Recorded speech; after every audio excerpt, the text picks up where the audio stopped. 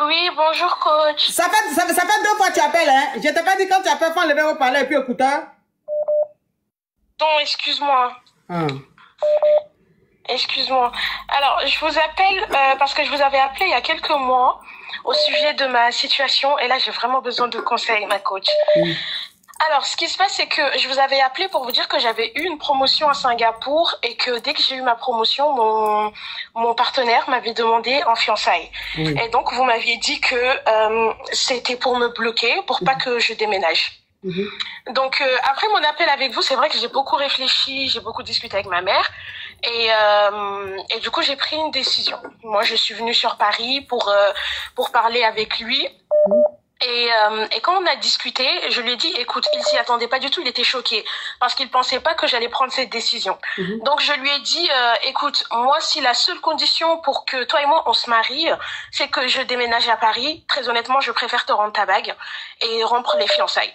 Il était vraiment très choqué et c'est vrai que ce jour-là, il a eu des paroles à mon égard. Franchement, c'était méchant. Enfin, après, je peux comprendre.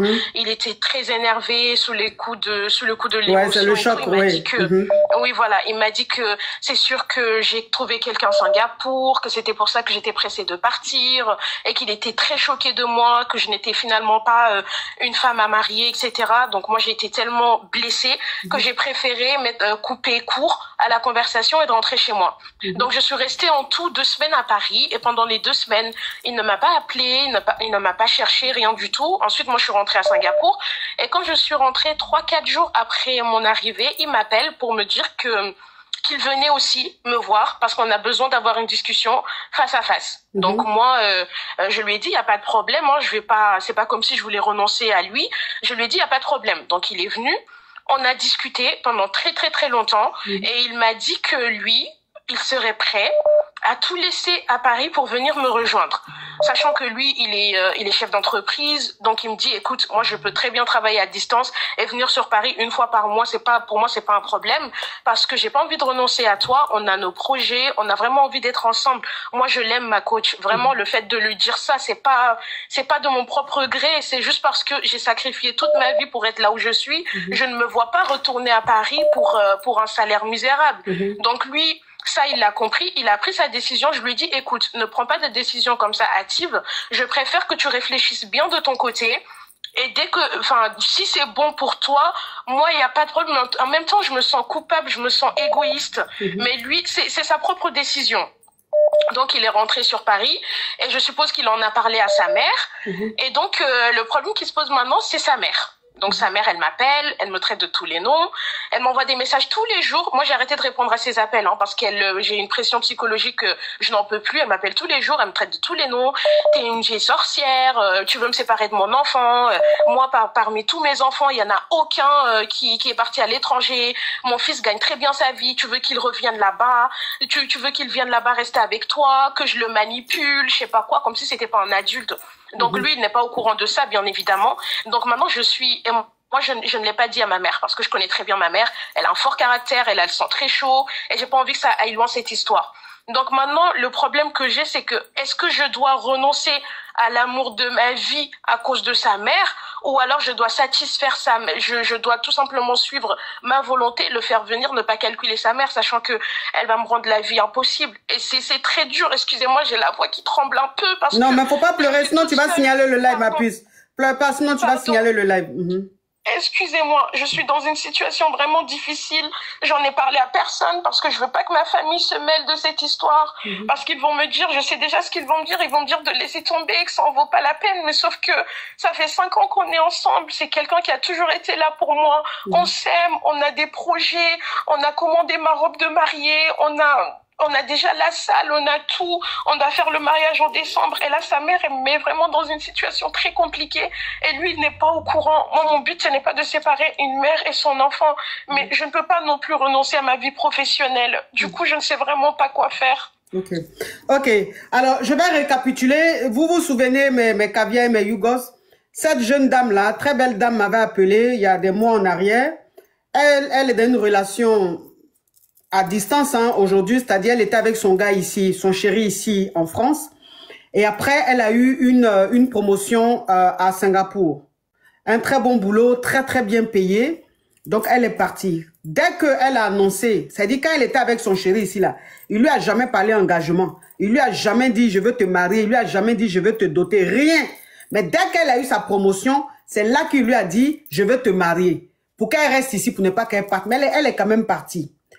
Et elle avait appelé ici pour dire que le monsieur lui demande de laisser son travail à Singapour et de venir rester avec lui ici en France, il va la marier. Et moi, je lui ai dit de ne pas faire cette erreur-là parce que c'est de la manipulation, que son travail passe avant tout. Donc, c'est elle qui nous revient, elle nous donne la suite. Elle dit que après ça, elle est venue ici sur Paris, elle a rencontré son chéri et ils ont parlé. Et elle lui a dit qu'elle ne pouvait pas laisser son travail pour venir rester en France ici, juste pour le mariage. Et que elle veut garder son travail. S'il veut, ils peuvent se marier, chacun étant dans son pays, ou bien, si lui veut, il peut se déplacer, venir vivre avec elle là-bas à Singapour. Et le mec, en fait, quand elle lui a dit ça, il était énervé. Bon, c'est le choc, hein. Il était énervé et donc il lui a dit des paroles pas catholiques. Voilà, c'est dit, il n'a pas été gentil dans ses propos. Elle, ça l'a blessée. Elle est quand même partie. Donc, elle est restée ici en France pendant 2 semaines. Pensant que le mec, en fait, il allait la rappeler, il allait essayer de se racheter, il allait s'excuser. Pendant ces 2 semaines, il a fait silence radio, il n'a pas réagi et tout. Donc, quand elle a fini ces 2 semaines, elle est retournée à Singapour. Quand elle est retournée à Singapour, lui, il a appelé pour lui dire qu'il venait la voir là-bas pour qu'ils aient une communication, qu'il faut qu'ils les deux parlent. C'est qu'elle a accepté. Le mec, il est parti à Singapour. Quand il est parti là-bas, les deux se sont assis et le gars lui a dit que lui, il l'aime. C'est elle la femme de sa vie et que comme lui, il est entrepreneur ici en France, lui peut aller rester à Singapour là-bas avec elle et travailler à distance, que ça ne le dérange pas. Maintenant, le gars, il a annoncé ça à sa mère. C'est-à-dire qu'il a dit à sa mère, il faut savoir que sa maman est ici en France avec tous ses enfants. Tous ses enfants ont grandi, ont réussi, ont leur vie, mais c'est une maman qui est assez présente dans la vie de ses enfants. Le genre de maman qui prend les décisions, c'est-à-dire relation mère et fille là. Les fils à maman là, c'est un peu un truc comme ça. Donc lui, il a annoncé à sa maman qu'il va aller s'installer à Singapour avec sa chérie. Donc sa maman, elle s'est fâchée. Elle a appelé maintenant la caviar pour lui dire qu'elle est en train de manipuler son enfant, elle est en train d'éloigner son enfant d'elle, que tous ces enfants qu'elle a eus là, ces enfants n'ont jamais voyagé pour aller vivre ailleurs, ces enfants sont toujours restés ici en France, et que c'est le premier à vouloir aller loin d'elle. Et que si son enfant va loin d'elle, elle va lui en vouloir. Tous les jours que Dieu fait, elle envoie des messages à la caviar là, pour lui dire des paroles blessantes. Oui, tu manipules mon enfant, tu veux éloigner mon enfant de moi, tu veux faire ceci. Si mon enfant va s'installer là-bas, tu vas voir. Attends, je vais bloquer un excrément. Voilà. Voilà, on bloque l'excrément. On n'a pas le temps des excréments. Donc, elle dit que oui, si mon enfant va vivre là-bas, tu vas voir ce que je vais te faire. Je ne vais jamais te le pardonner. Et ça, c'est tous les jours. C'est tous les jours comme ça. Elle, maintenant, ça la met mal à l'aise parce qu'elle se dit, bon, j'ai envie de vivre mon amour. Je ne peux pas laisser mon travail. Il dit, il va venir s'installer ici. J'ai envie de vivre mon amour. J'ai envie de vivre mon mariage et tout. Je l'aime et tout. Mais à côté, il y a la maman qui me met la pression. C'est-à-dire qu'il y a la maman qui ne veut pas que son enfant quitte la France pour venir vivre avec moi. Donc, qu'est-ce que je fais? Elle, tout ce qui est en train de se passer là, elle n'a même pas encore expliqué ça à sa maman parce que sa maman a un fort caractère comme moi ici. Donc, elle sait que si elle explique à sa maman là, sa maman va appeler la maman du gars là, les deux vont se brosser. Donc, pour éviter la tension, c'est elle seule qui gère ça. C'est elle seule qui supporte, c'est elle seule qui est en train de gérer ça. Elle demande maintenant, c'est quoi ta question maintenant, ma chérie? La question, c'est de savoir qu'est-ce que vous me conseillez de faire.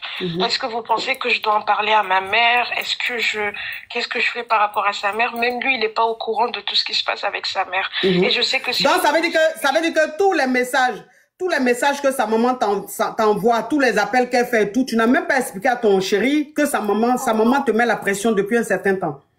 Absolument pas, parce que je veux pas qu'il y ait de tension entre lui et sa mère.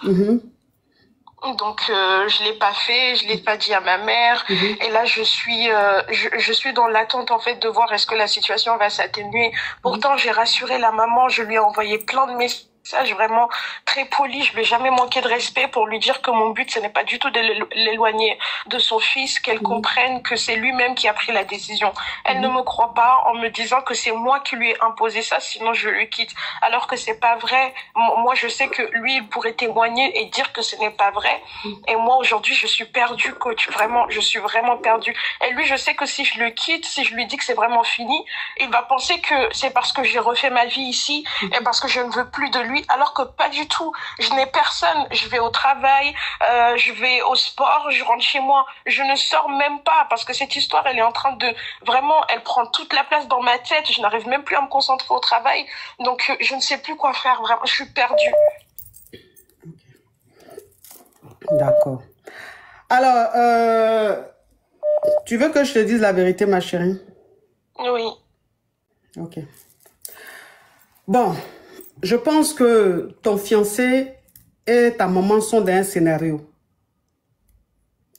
Après, je ne dis pas que ce que je dis est vrai à 100%. Je ne suis pas Dieu pour être juste à tout moment. Hein. Je peux me tromper. Mais le ressenti que j'ai, je vais t'expliquer. Ça dit que ta maman et ton chéri sont dans un scénario. Le scénario, c'est quoi? C'est que toi, quand tu es venu en France, lui dit que tu ne peux pas laisser ton travail pour venir vivre avec lui. Il a été très agressif dans les propos. Ok, on peut dire que c'est le choc qui a fait ça. Il n'y a pas de souci.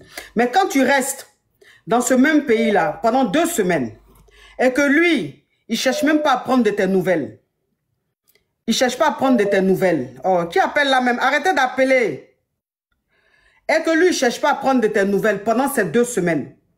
Et c'est quand tu rentres à Singapour qu'il te contacte, qu'il te dit je viens te voir. Et quand il vient te voir, pour quelqu'un qui avait l'air très agressif, qui était très méchant dans les propos et qui jouait le mec en fait qui a un gros cœur qui peut tenir sans toi, il change automatiquement, il devient très docile, il devient très agréable et il te dit oui finalement moi je peux venir vivre avec toi, comme je suis entrepreneur, je peux travailler à distance. Et pendant ce temps-là, la maman automatiquement, elle devient plus désagréable, te met la pression. Pour qu'en fait tu te dises, ah, j'ai pas envie d'éloigner le fils de sa mère. J'ai pas envie qu'elle soit triste, j'ai pas envie qu'elle soit malheureuse. Donc ce que je vais faire, comme lui-même, de lui-même, il est venu me dire qu'il veut s'installer avec moi, ça veut dire que c'est quelqu'un qui m'aime. Ça veut dire que c'est quelqu'un qui est prêt à faire des sacrifices, qui est prêt à tout lâcher pour moi. Donc ce que je vais faire, pour éviter la tension, pour éviter de rendre sa mère malheureuse, je vais finalement aller vivre avec lui en France. Tu comprends un peu?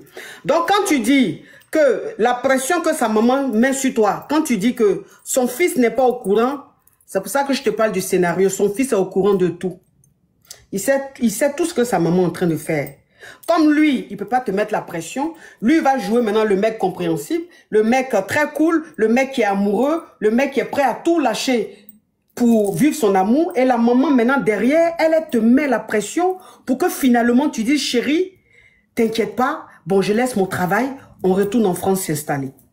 Donc ta belle-mère et ton chéri sont dans la manipulation. Et ça ne m'inspire pas confiance. Voilà, ça ne m'inspire pas confiance. Quand c'est comme ça, c'est que la famille est toxique. Et je pense que avec l'intelligence que tu as, avec tous les diplômes que tu as et l'ambition que tu as, tu n'as pas besoin qu'on te pollue l'air. Tu n'as pas besoin qu'on te pollue le cerveau. Tu as besoin d'avoir un état d'esprit vraiment sain pour pouvoir continuer dans ton travail, pour pouvoir prospérer, pour pouvoir évoluer dans ce que tu fais. Donc, je trouve que c'est vrai, le mec, tu l'aimes, mais je te dis pas de le laisser, mais je te demande encore une fois d'être en observation, de vraiment observer ces deux-là, parce que j'ai pas trop confiance. J'ai pas trop confiance à ton mec, j'ai pas confiance en lui. Il est un peu manipulateur. Et je pense que on va penser que c'est la maman qui a une emprise sur son fils, mais je pense que c'est le fils qui est manipulateur. C'est-à-dire qu'il te manipule et il manipule sa mère. C'est-à-dire qu'avec toi, il fait comme si il était prêt à tout et chez sa maman, il se victimise. Et donc sa maman, comme elle aime son fils et elle veut le bien de son fils, forcément, elle rentre dans l'émotion et elle suit son fils dans la manipulation. Donc fais très attention ma chérie. Fais très attention. C'est ton chéri, tu l'aimes. Mon souhait, c'est que tu vives le bonheur. Mon souhait, c'est que tu sois avec un homme qui te rende heureuse. C'est pour ça que je fais les lives tous les jours. C'est pour ça que je donne des conseils tous les jours. Mais en même temps, quand je sens le danger venir de loin, je dois te le dire. Sinon, ça serait hypocrite de ma part. Parce que demain, si je suis encore en train de faire le live que tu appelles pour te plaindre, je vais m'en vouloir. Parce que je vais me dire, tu avais vu ça venir. Pourquoi tu lui as pas dit? Tu as voulu la caresser dans le sens du poil, mais tu pouvais quand même le dire. Donc, c'est pour ça que je me permets de te dire ça. Fais très attention. Et puis, le fait de ne pas tenir ta mère au courant de tout ce qui est en train de se passer, c'est une grosse erreur. Je pense que tu es jeune, tu es sans expérience et tu es en train d'être manipulé par deux adultes. Donc, je pense que ta mère, il serait mieux que tu te confies un peu à elle pour qu'elle puisse te situer, puisse te guider. Parce que moi, c'est pas toujours je vais te prendre. Aujourd'hui, je t'ai prise. Demain, tu vas appeler. Peut-être que je vais pas te prendre. Il y a tellement d'appels. Donc, il faut que ta maman soit un peu là. Elle te donne un peu de conseils. Elle te dise un peu comment tu dois marcher. Comment est-ce que tu dois fonctionner. Tu as besoin de ta maman. Parce que là, c'est pas bon. Tu es dans une manipulation, mais qui n'en dit pas son nom. D'accord. D'accord, ma chérie? Juste une dernière question. Est-ce que vous pensez que le fait qu'il ait... Ouvre ton gosier. Pardon. Le fait parce qu'il a déjà mis son appartement en location, il est déjà parti à l'agence, etc. Son appartement, il est déjà en train de le mettre en location à partir du mois de juillet. Est-ce que vous pensez que ça aussi, ça fait partie de la manipulation? Alors, ça peut faire partie de la manipulation comme ça peut ne pas faire partie de la manipulation. Ça dit que la maison qu'il est en train de laisser, qu'il est en train de mettre en location, tu sais pas au juste ce qu'il est en train de faire. Il faut savoir que si je suis chez moi, je suis propriétaire chez moi ou même que je suis locataire et que je veux m'absenter, je peux mettre quelqu'un dans mon appartement. Et le jour que j'aurai envie de revenir, je dis à la personne de partir parce que le bail est à mon nom. Parce que les papiers sont à mon nom. Donc, c'est chez moi. Donc, quand il veut mettre, il te dit il est en train de libérer l'appartement, peut-être qu'il est locataire, il est en train de libérer l'appartement et tout, il te dit pas vraiment ce qu'il est en train de faire. Il libère l'appartement, certes, mais l'appartement encore à son nom. Donc, il peut récupérer ça à tout moment. D'accord. Voilà, c'est pour ça que je te dis, il faut que tu sois vraiment en mode observation. C'est le moment pour toi de ne pas être dans l'émotion, de beaucoup observer. D'accord. Voilà, parce que si tu restes dans l'émotion, tu vas te faire avoir. D'accord, ma coach. Je comprends un peu, ma chérie. Mais il faut vraiment parler un peu à ta maman. Confie-toi un peu à ta maman. Tu vois, ta maman, c'est ton Dieu sur terre. Je pense que il y a des choses qu'elle peut voir, qu'elle peut te dire, qui vont t'aider ou t'éviter de beaucoup de choses. Donc, faut quand même dire un peu à ta maman. Confie-toi un peu à ta maman. Merci beaucoup. Derrière, ma chérie. J'ai l'impression de parler à ma mère. Vous êtes vraiment adorable. Merci beaucoup. Je t'en prie. Vous m'aidez énormément. Je t'en prie. C'est ma mission sur terre. C'est le don que Dieu m'a donné. Donc, je ne fais que exécuter la volonté de Dieu. Merci beaucoup, ma chérie. En amour. Vraiment. Merci. Et mes condoléances encore pour Oh, merci. Merci, ma chérie. Merci beaucoup. Vraiment. Merci. Soyez forte. Ah oui, Bisous. je le suis. Grâce à vous, je le suis. Merci. Merci beaucoup. Merci.